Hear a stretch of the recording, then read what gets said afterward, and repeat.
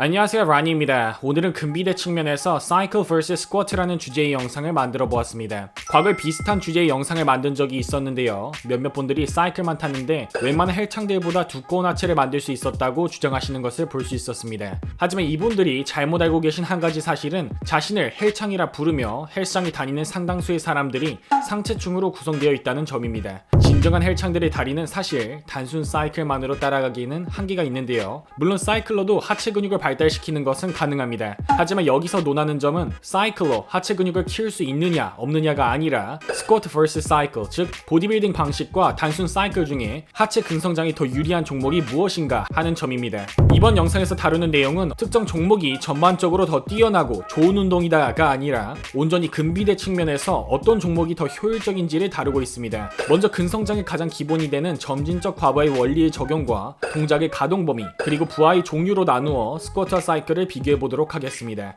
우선 사이클 역시 어필러에 달리거나 사이클 머신의 강도 조절을 통해 점진적 과부하의 원리를 적용하는 것이 가능합니다. 하지만 스쿼트가 사이클에 비해서 중량 설정의 폭이 더 높기 때문에 더 높은 부하를 가져가는 데 유리하다고 말할 수 있을 것입니다. 두 번째로 가동 범위의 경우 사이클과 스쿼트를 비교하게 되면 사이클의 경우 부분 반복이 자연스럽게 사용되는 동작인데 반해 스쿼트의 경우 더 넓은 가동 범위를 사용하는 데 있어 사이클보다 더 유리하다고 말할 수 있을 것입니다. 어필 주행 시 서서 사이클을 타게 되더라도 여전히 가동 범위에 있어서 일반적인 스쿼트의 가동 범위를 따라가지 못하는 것을 확인할 수 있습니다. 현재까지 나온 논문들은 부분 반복보다는 전체 가동 범위를 사용했을 때 하체 근성장에 더 유리했다고 알려줍니다. 마지막으로 부하의 종류에 대해서 알아보도록 하겠습니다. 스쿼트의 경우 수축과 이완 모두 적용하는 것이 가능한데요. 그 중에서 이완 동작의 경우 근육에 더 많은 부하와 상처를 주는 것이 가능하고 더 많은 근육통을 유발하는 원인으로 적절히 사용할 경우 근성장에 더 많은 도움을 줄 수 있는 것으로 알려져 있습니다. 반면에 사이클의 경우 수축 동작만으로 구성되어 있기 때문에 스쿼트에 비해 하체 근육에 다양한 자극과 부하를 전달하는 데 한계가 있다는 것입니다. 이렇게 점진적 과부하 원리의 적용과 동작의 가동 범위, 그리고 부하의 종류만 비교해 보더라도 하체 근성장 측면에 있어서 사이클보다는 스쿼트가 더 유리한 측면이 많다는 점을 알 수 있습니다. 하체가 두꺼운 경륜 사이클 선수들의 대부분이 사이클만으로 이런 다리를 만들 수 있었던 것이 아니라 자신의 종목에서 더 좋은 성과를 내기 위해 하체 근력의 발달을 위한 웨이트 트레이닝을 따로 병행하였기 때문에 사이클로만 만들 수 있는 하체 근육 이상을 만들 수 있었다는 것입니다. 그리고 사이클만으로 어느 정도 하체를 키우는 것은 분명 가능하지만 그 효율성과 한계에 있어서 웨이트 트레이닝을 따라갈 수 없다는 점을 기억하시면 좋을 것 같습니다. 사실 근비대에 가장 민감한 보디빌더들이 하체 운동 시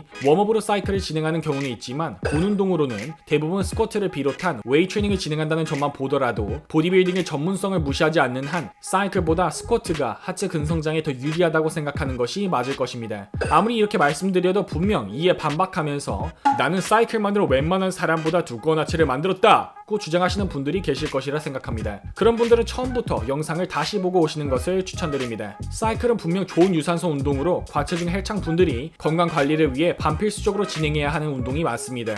하지만 제가 이 영상을 만들게 된 이유는 세 다리는 탈출하고 싶은데 하체 운동을 하기 싫어하시는 분들이 사이클 선수들이 좋은 하체를 가지고 있다는 이유로 사이클로 하체 운동을 대체할 수 있다고 착각하시는 분들이 있었기 때문인데요. 사이클이 하체 운동을 대체할 수 있다는 생각은 하지 마시기 바랍니다. 어차피 대부분의 사람들은 하체 운동을 아무리 열심히 하셔도 그렇게 두꺼워지지 않습니다. 그러니 바지 핏 핑계 대면서 하체 운동은 거르시더라도 구독과 좋아요 알림 설정은 꼭 한 번씩 부탁드립니다. 혹시 어디서나 진행 가능한 맨몸 하체 운동 루틴을 보지 못하신 분들은 위에 링크를 클릭하셔서 확인해 보시는 것을 추천드립니다. 구독자분들 모두 건강하시고 득근하세요.